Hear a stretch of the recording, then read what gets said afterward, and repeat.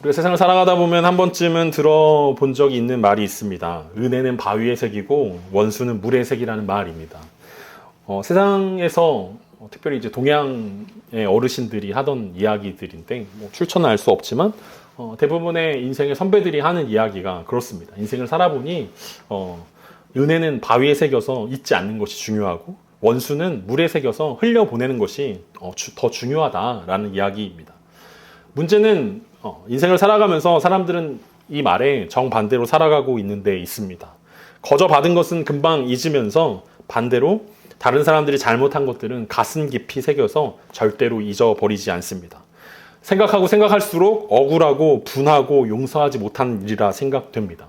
그래서 곱씹고 곱씹고 또 곱씹어서 수년이 지나도 용서하지 못하는 그 마음을 응어리진 채로 살아가는 우리들의 모습이 현인들의 어떤 예전 어르신들의 그 지혜만도 못하지 않나라는 생각들을 하게 됩니다. 오늘 우리가 계속해서 묵상하고 있는 이 빌레몬의 마음을 한번 우리가 생각해 봅시다. 빌레몬의 상황이 어떠냐면 우리가 가정해 보면 됩니다. 여러분이 어떤 유명한 식당을 운영하는 사장님이라고 한번 생각해 봅시다. 그리고 여러분이 동거동락하는 직원들과 함께 좋은 관계를 유지하면서 식당을 재밌게 잘 운영하고 있습니다. 그 직원들을 마치 내 가족처럼 아끼면서 형제처럼 대해 주었습니다. 어려운 일 있을 때 막 수백만 원씩 도와주기도 하고 이렇게 가족이 아프다 그러면 어머니가 아프다 그러면 병원비도 대주기도 하고 동생 학비가 모자라다면 학비도 주기도 하면서 정말 마음씨 좋은 사장님으로 직원들과 아주 좋은 관계를 맺고 있었습니다. 그런데 그 직원 중에 한 명이 사실은 매일매일 몰래 사장님 몰래 금고에 손을 대고 있었던 것입니다. 돈을 막 훔쳐가다가 그것이 밝혀질 때쯤에 아예 거액의 돈을 훔쳐서 달아난 것입니다. 이게 지금 빌레몬의 상황이 바로 그 사장님의 마음이라고 우리는 살짝 이해해 볼 수 있습니다. 그래서 빌레몬의 마음은 어떻겠습니까? 이 도망간 직원만 생각하면 열불이 나는 상황 아니었겠습니까? 왜냐하면 그가 잘해주지 않았다면 몰랐을 텐데 너무나 가족처럼 생각하고 잘해주고 더 아끼고 가족이라고 생각했는데 결국엔 돈 때문에 자기를 배신하고 도망친 그 직원을 생각하면 아마 화병이 나기도 날 수밖에 없는 상황일 것입니다. 간신히 이제 몇 년이 지나서 그 직원의 이름과 그 직원의 행적들이 슬슬 마음에서 지워질 때쯤에 집안의 어르신이 편지를 보낸 것입니다. 그리고 그 어르신이 편지의 마지막 줄에 그 도망친 직원을 용서해주고 혹시 도망친 직원이 빚진 것이 있다면 손해를 끼친 것이 있다면 내 앞으로 달아놓으라 라고 이제 집안 어르신의 편지를 받았다라고 한번 여러분 생각해 봅시다. 여러분이라면 어떻게 하시겠습니까? 지금 그 도망친 직원이 문 밖에 서 있는 것입니다.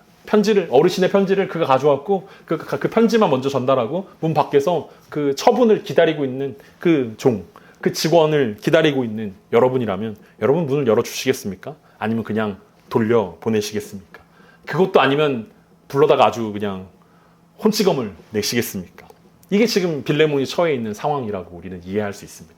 만약 여러분이라면 정말 목숨처럼 아꼈던 그 직원이 자기를 배신하고 간 그 직원이 다시 돌아와서 용서를 구한다면 여러분은 어떻게 하시겠습니까?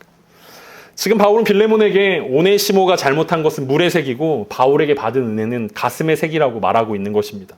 그 정도가 아니라 그냥 잊어버리라는 정도가 아니라 형제로 받아들이라고 지금 권면하고 있습니다.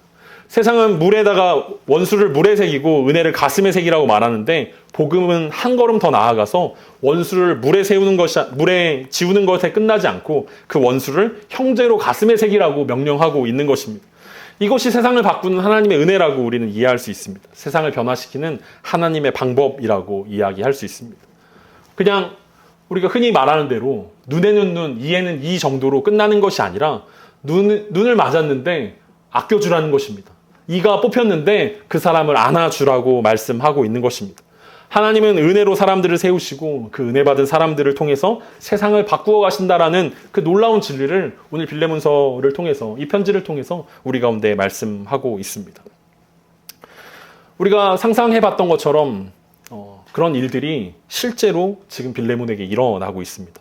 로마 감옥에서 한 통의 편지가 날라왔고 그 편지를 들고 한 사람이 찾아온 것입니다. 그리고 그 편지의 이름은 빌레몬서고 그 사람의 이름은 오네시모였습니다. 그리고 그 편지를 쓴 사람은 사도 바울이었습니다. 앞에서는 우리가 집안 어르신이라고 이야기했는데 오늘 실제 편지의 주인공인 사도 바울은 이 빌레몬과 아주 각별한, 특별히 빌레몬이 잊을래야 잊을 수 없는 영적인 스승인 바울의 편지였기 때문에 더더욱 무시할 수 없는 상황 가운데 있었을 것입니다.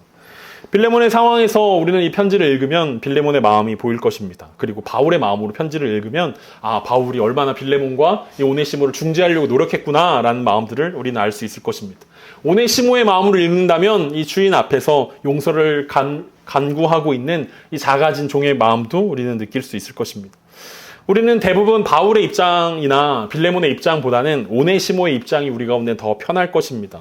왜냐하면 우리는 세상 가운데 살아가면서 바울의 입장에서 이렇게 막 사람들을 화평케 하고 용서를 구하는 그런 입장보다는 빌레몬처럼 뭔가 내가 용서해줘야 하는 그 입장보다는 내가 잘못할 때가 더 많지 않나라는 생각들을 하기도 합니다. 중요한 것은 이 세 사람의 관점들이 얽히면서 하나님의 은혜를 바라보는 시각들도 살짝 다르다라는 것입니다. 하지만 중요한 것은 그 하나님의 은혜 가운데 하나님께서 일하고 있다라는 것을 우리가 인정하면서 하나님이 어떻게 일하고 계신지, 그리고 그 일들을 통해서 하나님은 어떻게 우리를 은혜 가운데 살게 하시는지, 그리고 우리를 어떻게 세상을 변화시킬 수 있게 만드시는지 그 부분들을 우리가 함께 살펴보는 시간이었으면 좋겠습니다. 오늘 본문 15절과 16절입니다. 아마 그가 잠시 떠나게 된 것은 너로 하여금 그를 영원히 두게 함이니 이후로는 종과 같이 대하지 아니하고 종 이상으로 곧 사랑받는 형제로 둘 자라. 내게 특별히 그러하거든 하물며 육신과 주 안에 상관된 내게랴. 바울은 이 빌레몬서를 보내면서 먼저 하나님의 섭리 안에서 다시 바라봐야 한다라는 사실들을 먼저 빌레몬에게 권면하고 있습니다. 이제 빌레몬에게 구체적으로 요구하는 것들이 세 가지가 나오는데 그 전에 먼저 회복되어질 것이 있는데 그게 뭐냐면 하나님의 섭리로 이 상황들을, 그 사람들을 바라볼 수 있어야 된다는 거죠. 바울은 오네시모의 상황을 설명하면서 매우 신중한 단어를 선택합니다. 그냥 단순히 도망쳤다라고 표현하지 않고 잠시 떠나게 되었다라는 수동태로 표현하고 있습니다. 그러니까 우리가 문법적인 것들을 잘 모른다 하더라도 보면은 좀 그렇게 느껴지지 않습니까? 그가 잠시 떠나게 된 것은 그냥 도망쳤다라고 이야기하면 되지 왜 잠시 떠나겠다라고 이야기했을까라는 생각들을 하게 된다는 거죠. 신학자들의 의하면 이것은 신적 수동태라는 뉘앙스를 담고 있다라고 설명합니다. 그러니까 오네시모가 결정한 거긴 하지만 이 속에는 하나님의 섭리가 들어있다라는 거죠. 하나님께서 이 오네시모의 잘못된 결정을 사용하셔서 오네시모를 바울의 손에 붙잡히게 하시고 복음을 듣게 하시고 하나님의 자녀로 만드시는 그 장면들을 설명하면서 바울은 잠시 떠나게 되었다라고 표현하고 있습니다. 바울은 오네시모가 도망갔다라는 이 명백한 범죄 행위를 축소하거나 정당화하지 않으면서도 그 사건 배후에 하나님의 섭리와 손길을 조심스럽게 이야기하고 있는 것입니다. 그 전에 바울은 아마도라는 이 부사를 사용하면서 바울은 자신의 해석이 정말 절대적이다라는 이야기하고 있지는 않습니다. 아마도 내가 보기에 아마도 하나님께서 이런 일들을 통해서 오네시모를 구원하고 너에게 유익한 사람으로 만들지 않았겠냐라고 이야기하는 것입니다. 우리가 잘 알고 있는 창세기 50장 20절에 요셉이 형제들에게 이런 고백을 한 적이 있습니다. 당신들은 나를 해하려 하였으나 하나님은 그것을 선으로 바꾸사 오늘과 같이 많은 백성의 생명을 구원하게 하시려 하셨나니. 우리가 창세기를 보면서 가장 중요한 핵심 구절이다라고 말씀드린 적이 있습니다. 창세기의 핵심 주제가 뭐냐면 바로 하나님께서 이 악을 선으로 바꾸어셔서 많은 백성들의 생명을 구원하게 하신 그 하나님의 섭리를 보는 것이 창세기의 귀한 주제고 창세기의 주제면서 성경 전체의 주제라고 우리는 이해해야 한다라고 말씀드린 적이 있습니다. 우리는 때로 실수하고 잘못하지만 하나님께서는 그것을 선으로 바꾸시는 분이라는 사실들을 우리가 성경 말씀을 통해서 이해할 수 있습니다. 그러니까 요셉을 팔아넘긴 형제들의 죄가 나쁜 것이냐 안 나쁜 것이냐를 우리가 논하지 않습니다. 나쁜 것입니다. 당연히 잘못한 것이고 죄악입니다. 그런데 하나님은 그 악을 통해서 선한 일로 바꾸실 수 있는 분이라는 것입니다. 오네시모가 주인을 떠나 돈을 훔쳐서 도망간 거 분명히 죄악이고 나쁜 것입니다. 근데 하나님은 그것을 선으로 바꾸시는 분이라고 이야기하는 것입니다. 우리의 삶 가운데서 수많은 선택과 수많은 결정들 가운데서 때로는 우리가 잘못합니다. 때로는 우리가 죄악 가운데 있습니다. 그런데 그 모든 결정과 모든 선택 뒤에 하나님의 섭리가 숨겨져 있다는 것입니다. 그것을 인정하고 그 섭리의 눈으로 우리 인생을 바라보아야만 우리는 그 뒤에 나오는 하나님의 명령들을 지켜나갈 수 있다라고 이야기하고 있습니다. 그러니까 바울은 뭐라고 이야기하면 잠시 떠나 있었다. 오네시모가 너를 잠시 떠나 있었다. 그런데 영원히 너와 함께하게 된다라고 말하고 있습니다. 이 잠시라는 이 몇 년 동안의 이 잠시라는 시간들을 통해서 영원한 관계로 회복되어집니다. 만약 오네시모가 빌레몬을 떠나지 않았다면 그는 평생 동안 빌레몬의 종으로서 살아갈 것입니다. 그런데 바울이 보기에 그것은 잠시 동안 함께 하는 것입니다. 그런데 바울을 만나서 오네시모가 회심하게 되고 주님의 자녀가 된 이후에 이 오네시모는 영원한 주님의 형제가 되었고 그래서 영원히 함께할 수 있는 관계로 바뀌었다라는 것들을 설명하고 있는 것입니다.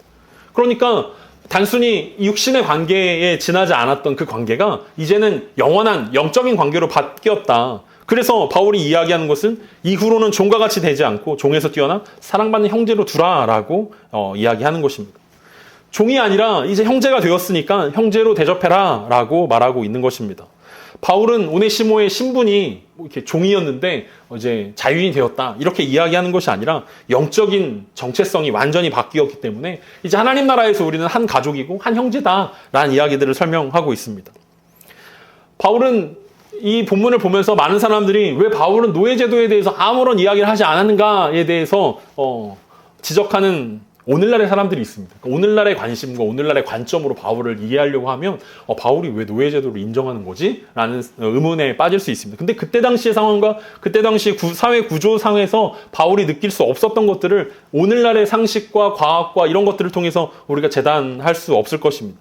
대신에 바울이 지금 권면하고 있는 것은 그때 당시의 사회 구조와 사회 윤리와 그때 당시의 모든 정서들을 뛰어넘는 새로운 이야기들을 하고 있습니다. 하나님은 새로운 방법들을 통해서 세상 가운데 새로운 일들을 하기 원하시고 있다라는 것입니다. 그러니까 종과 주인이라는 수직적 관계에서 이제 수평적 관계인 하나님의 형제, 동역자, 동업자 뭐 이런 것들이 나타나게 되었다라고 말씀하고 있습니다. 그러면서 바울은 오네시모가 자신에게 특별한 사람인 것처럼 육신과 주 안에서 상관된 빌레몬에겐 더욱더 그리하다라고 설명합니다.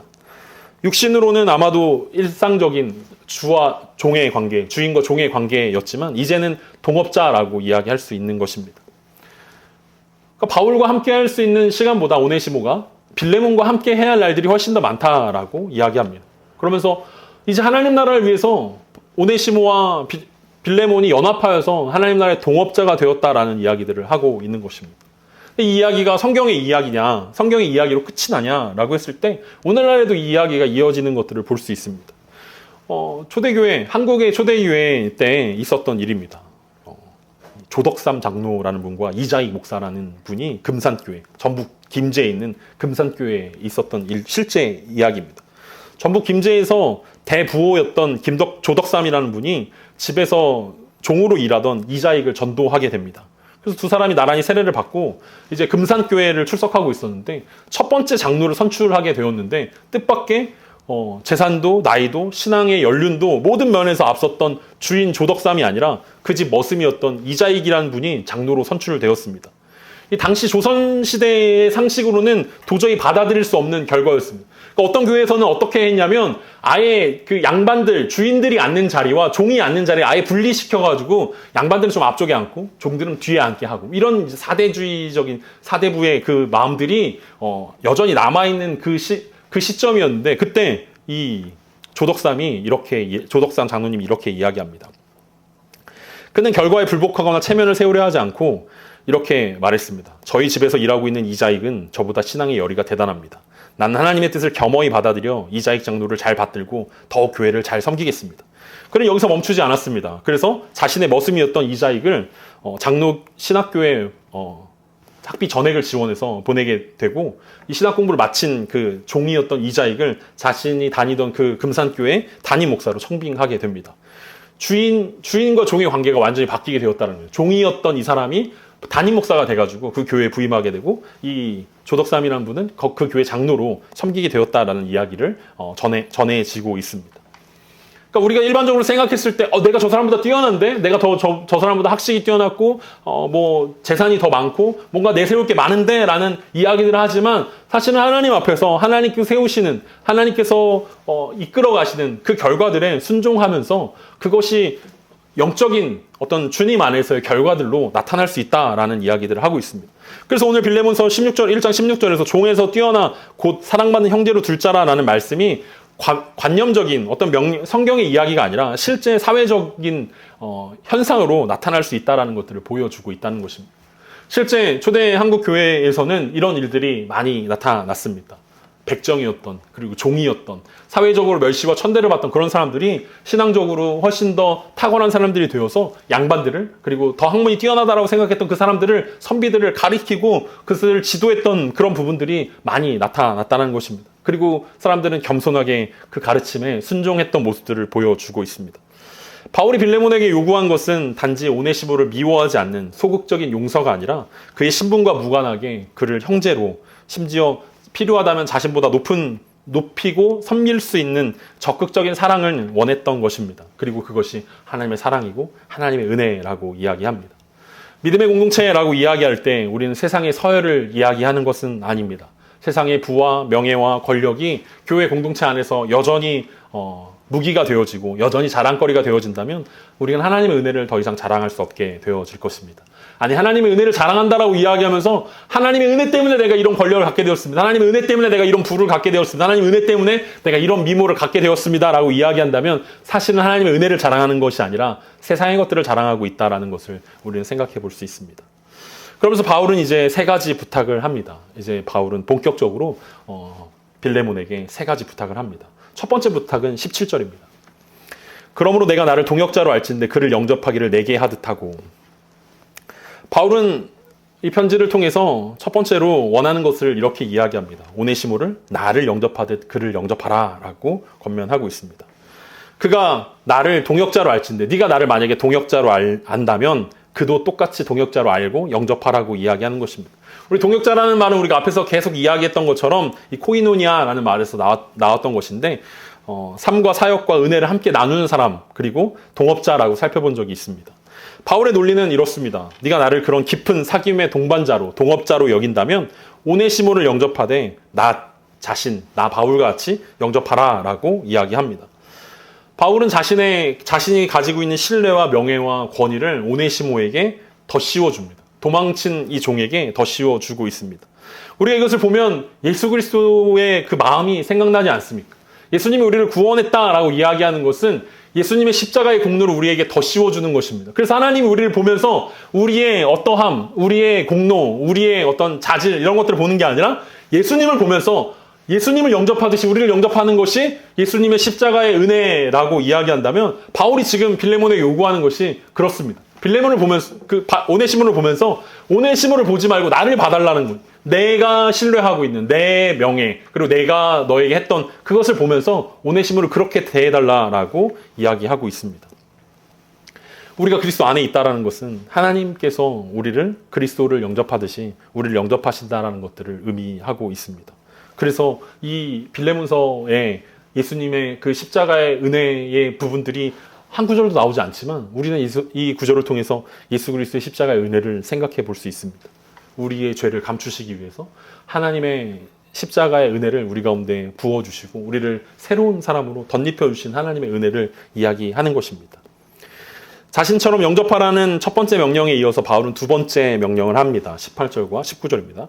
그가 만일 내게 불의를 하였거나 내게 빚진 것이 있으면 그것을 내 앞으로 계산하라. 나 바울이 친필로 쓰노니 내가 갚으려니와 내가 이 외에 내 자신이 내게 빚진 것은 내가 말하지 아니하노라. 바울이 두 번째로 명령하는 것은 빚을 내게로 회개하라라는 것입니다.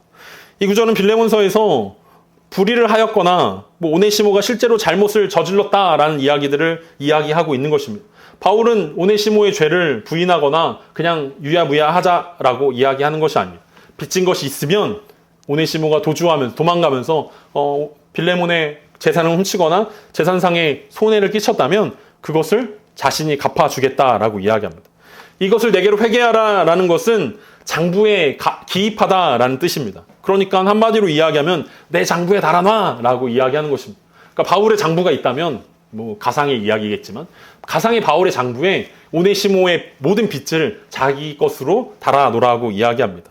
사실 이게 별거냐라고 이야기할 수 있는데 이 바울의 내 장부에 달아놔라는 것은 어떤 뜻이냐면 내가 그 대신 모든 것을 갚아주겠다는 뜻입니다. 심지어 내가 그 대신 오네시모 대신 내가 종이라도 되겠다라는 의미를 가지고 이렇게 이야기하는 것입니다. 만약 그 죄가 오네시모의 죄가 너무 극심해서 너무 죄가 커가지고 도저히 갚을 수 없는 죄라면 자신의 목숨이라도 대신해서 내가 갚아주겠다라고 지금 이야기하고 있습니다.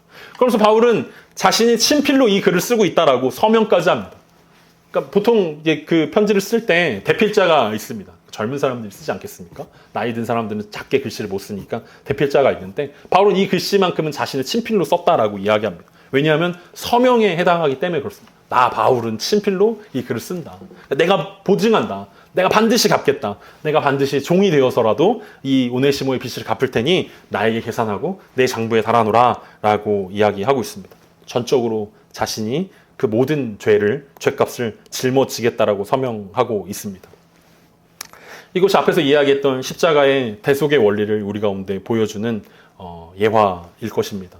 죄인이 진 빚을 죄 없는 중보자가 자기 장부에 대신 적게 하는 것입니다.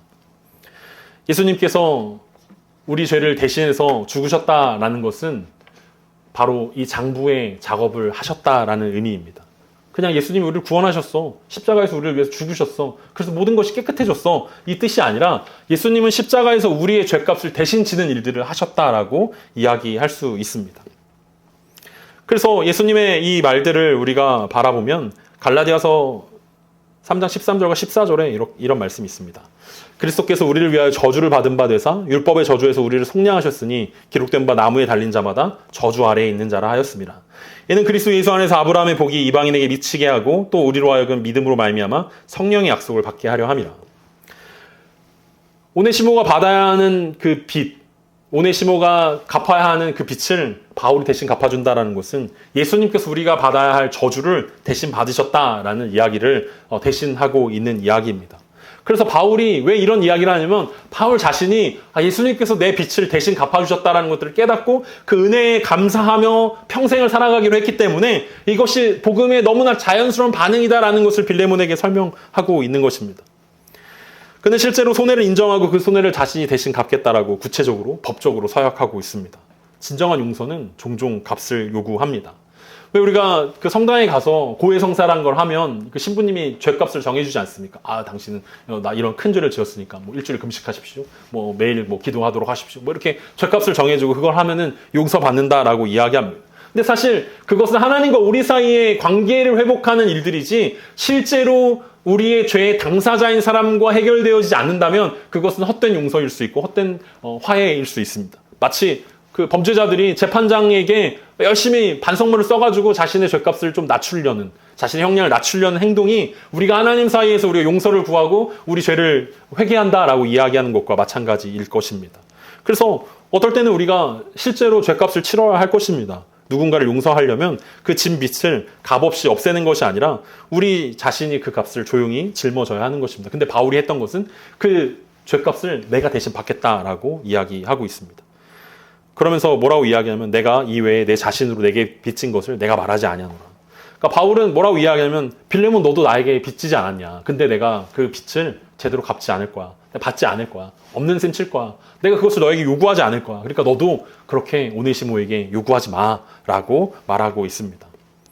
이때 이러면 빌레몬이 어떻게 감히 빚을 청구하겠습니까? 어떻게 없이 죄값을 물을 수 있겠습니까? 왜냐하면 바울에게 받은 빚진 그 영적인 빚이 어마어마한 일들이기 때문에 그렇습니다.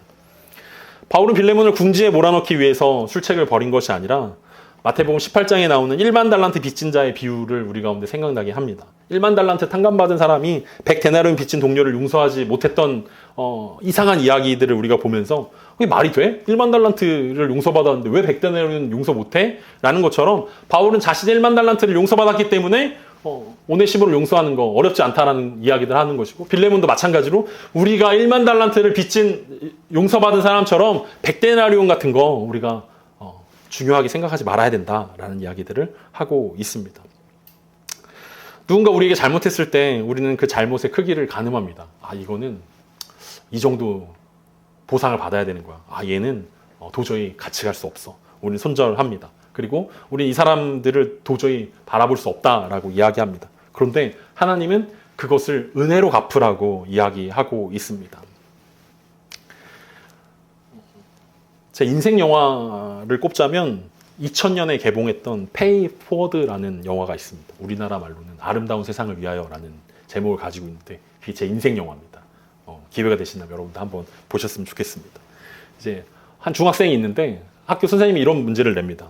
세상을 바꿀 수 있는 아이디어를 내라. 이게 학교 숙제였습니다. 사회 선생님이 내준 숙제였습니다. 그래서 그 주인공인 아이가 어떻게 하면 세상을 바꿀 수 있을까 고민하다가 한 사람이 선행을 하게 되면 그 선행을 받은 사람이 세 가지 선행으로 다른 사람에게 돌려주는 것. 그렇게 되면 이 세상이 바뀌지 않을까라는 아이디어를 가지고 이제 숙제를 제출하게 됩니다. 그리고 그 아이도 실제로 그것들을 실천하게 됩니다. 뭐 영화에서 이야기지만 그래서 그 영화에서 막 어떤 사람이 차를 그냥 막 주기도 하고 어떤 사람이 응급실에서 자신의 차를 양보하기도 하고 뭐 이런 선행들이 계속해서 퍼져나가면서 은혜의 릴레이들이 이어지면서 그 도시가 바뀌어가는 것들을 보여주는 뭐 그런 영화였습니다. 그래서 이 영화의 핵심은 뭐냐면 은혜는 되갚는 것이 아니라 흘려보내는 것입니다 라는 이야기들을 하고 있습니다. 그러니까 페이백, 그러니까 내가 받은 은혜를 다시 돌려드리는 거. 그러니까 우리가 하나님의 은혜를 하나님께 다시 돌려드리려고 한다면 우리는 얼마나 많은 은혜를 되갚아야 하는 것입니까? 예수 그리스도의 그 놀라운 은혜들을 우리가 되갚아야 한다면 우리는 아무 것으로도 아무리 힘들고 어렵고 수고하고 노력한다 하더라도 도저히 갚을 수 없는데 하나님 우리 가운데 은혜를 되갚으라고 이야기하지 않고 은혜를 흘려보내라고 말씀하고 있는 것입니다. 그러니까 바울을 통해서 빌레몬에게 은혜가 흘러갔던 것처럼 빌레몬을 통해서 오네시모에게 은혜가 흘러가야 되고 은혜를 받는 오네시모도 또 다른 누군가에게 계속해서 은혜를 흘려보내게 된다면 하나님의 기대함, 하나님께서 이 세상을 바꾸시는 은혜의 릴레이들이 계속해서 이루어지는 것이고 그것이 진정한 하나님의 자녀들이 살아가는 방식이라고 이야기할 수 있을 것입니다.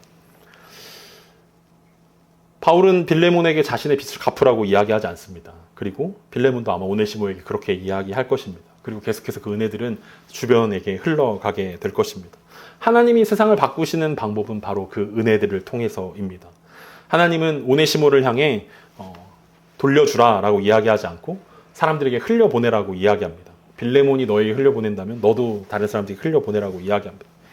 복음이라는 것은 우리 가운데 돌려주는 일들이 아닙니다. 하나님 나에게 이만큼 주셨으니까 내가 하나님께 이만큼 돌려드려야지. 하나님 나에게 이런 재산을 주셨으니까 내가 이만큼 돌려드려야지. 돌려드리는 개념이 아니라 하나님 나에게 주신 것들로 어떻게 하면 사람들을 섬기고 어떻게 하면 사람들에게 흘려보낼 수 있을까를 고민하는 것이 하나님의 은혜가 세상을 바꾸는 방법이라고 이야기할 수 있습니다. 영화 속의 주인공이 누군가에게 베풀었던 그 은혜가 사람들에게 계속해서 흘러 넘쳤던 것처럼 그리스도인의 용서와 사랑과 되갚는 것이 이제 하나님께 되갚는 것이 아니라 옆으로 앞으로 흘려보내는 그런 것들이 우리 가운데 필요할 것입니다. 바울은 이것을 빌립보서 2장 5절과 8절에서 그리스도 예수의 마음이라고 이야기합니다. 너희 안에 이 마음을 품으라. 곧 그리스도 예수의 마음이니 그는 근본 하나님의 본체시나 하나님과 동등됨을 취할 것으로 여기지 아니하시고 오히려 자기를 비워 종의 형체를 가지사 사람들과 같이 되셨고 사람의 모양으로 나타나사 자기를 낮추시고 죽기까지 복종하셨으니 곧 십자가에서 죽으심이라. 바울이 자신이 종이 되겠다라고 내가 종이 될지라도 내가 갚겠다라고 이야기한 것은 바로 그리스도 예수의 마음을 자신이 알았기 때문에 그렇습니다. 예수님이 굳이 종이 되셨습니다. 예수님이 굳이 십자가에 매달리셨습니다. 예수님은 굳이 자신의 특권과 자신의 권리를 사용해서 내가 왜 십자가를 져야 됩니까? 내가 왜 종이 되어야 됩니까? 라고 말씀하지 않고 기쁨으로 십자가를 지시고 기쁨으로 종이 되셨습니다. 그리고 바울은 그것을 그대로 본받는 자가 되었습니다. 우리가 예수님을 닮아간다라고 이야기하는 것은 예수님의 마음을 품는다라고 이야기할 수 있습니다. 그리고 내 권리와 내 자랑을 이야기하는 것이 아니라 예수님처럼 십자가를 지고 겸손해지고 다른 사람의 종으로 살아가는 것입니다.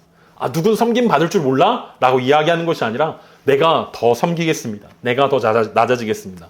내가 더 용서하고 내가 더 품겠습니다. 라고 이야기하는 것이 바로 바울이 빌레몬에게 요구하는 두 번째 명령이었습니다.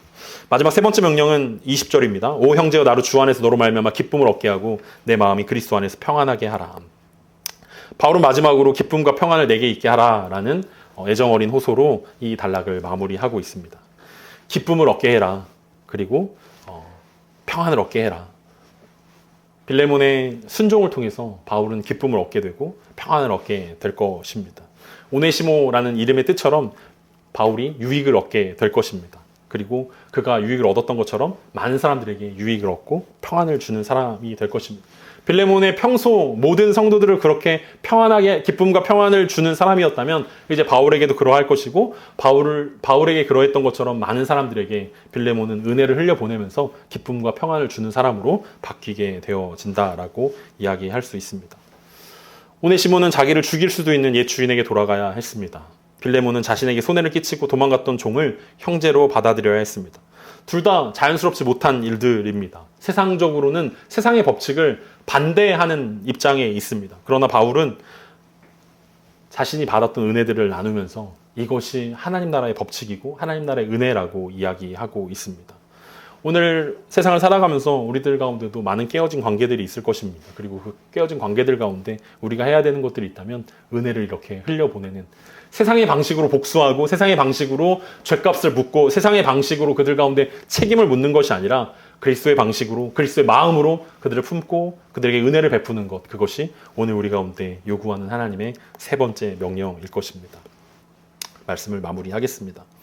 바울은 빌레몬에게 분명하게 명령할 수 있었지만 권면하고 있습니다. 그리고 자신이 받은 은혜를 나누면서 빌레몬에게도 은혜를 나누어야 되는 책임이 있다라고 이야기하고 있습니다. 세상의 방식과는 다른 모습으로 살아가야 하는 책임이 빌레몬에게 있었던 것처럼 오늘을 살아가는 우리들 가운데도 세상의 방식과 다르게 살아가야 하는 책임이 우리 가운데도 있습니다. 왜냐하면 그것만이 세상을 바꿀 수 있는 힘이고 그것만이 세상을 바꾸신 하나님의 은혜이기 때문에 그렇습니다. 지난주에 이야기했던 것처럼 큰 은혜에는 큰 책임이 따릅니다. 그리고 예수 그리스도의 십자가의 은혜를 받은 우리 가운데는 그 은혜를 흘려보내야 할 책임이 우리 가운데 따르고 있습니다. 오늘 우리는 각자의 자리 가운데서 오네시모가 될 수도 있고 빌레몬이 될 수도 있고 바울이 될 수도 있습니다. 누군가를 연합시켜주는 바울의 역할을 해야 될 수도 있고 누군가를 용서하는 빌레몬이 되어줄 수도 있고 누군가에게 용서를 구해야 하는 오네시모의 삶들을 살아낼 수도 있습니다. 중요한 것은 하나님의 은혜가 우리를 통해서 흘러가게 하는 것, 그것이 하나님 나라의 법칙이라고 이야기할 수 있습니다. 이사야 말씀을 보면 그때가 되면 사자굴에 어린아이가 손을 넣어도 멀쩡해진다라는 이야기들이 나옵니다. 우리가 어렸을 때 노래로 불렀던, 찬양으로 불렀던 그런 이야기들이 나오는데 그게 무슨 의미일까라는 생각들을 해봤는데 결국은 그것이 세상의 방식과 전혀 다른 세상이 오게 된다라는 것입니다. 우리가 먼저 하나님 나라의 모델하우스로서 이 세상 가운데 세상의 약육강식의 방식처럼 눈에는 눈, 이에는 이 그런 동일 보복의 법칙으로 살아가는 그런 사람들이 아니라 하나님의 은혜로 대응하고 은혜로 살아가는 그 모습들을 보여준다면 세상은 그 하나님의 나라가 오게 될 것이다 라는 이야기들을 우리 가운데 주고 있습니다. 단순히 사자랑 어린아이가 뛰논다고 좋은 것이 아니라 세상의 방식이 아니라 하나님 나라의 방식이 생겨나게 된다는 그 이야기들을 하고 있습니다. 그리고 오늘 그 역할로 우리를 하나님께서 부르고 계십니다. 하나님의 은혜를 마음껏 흘려보내는 우리가 되었으면 좋겠습니다. 그리고 하나님께서 우리와 함께하는 것들을 보여주는 믿음의 자녀로서 한 주간 세상을 살아가는 저 여러분 되기를 간절히 소망합니다.